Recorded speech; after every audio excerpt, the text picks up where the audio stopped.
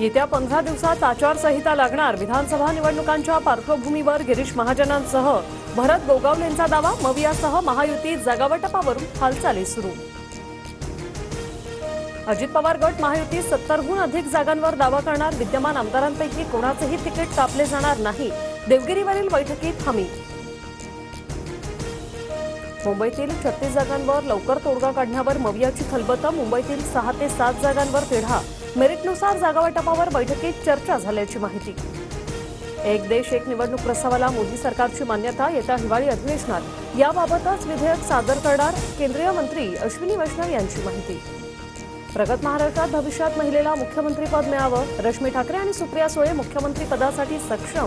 काँग्रेस खासदार वर्षा गायकवाड यांची प्रतिक्रिया। रश्मी ठाकरेंनी राजकारणात कधी रस घेतला नाही। कारण नसताना त्यांचं नाव घेणं योग्य नाही। महिला मुख्यमंत्रीपदाच्या प्रश्नावर ठाकरे गटाच्या किशोरी पेडणेकरांची प्रतिक्रिया।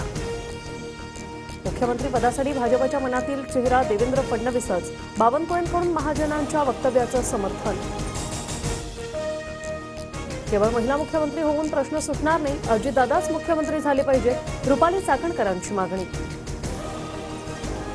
नागाठाण्यानंतर भांडूपमध्येही अमित ठाकरेंच्या समर्थनार्थ मनसैनिकांची बॅनरबाजी। अमित ठाकरे आमदार हवेत, बॅनरवरून समर्थकांची मागणी।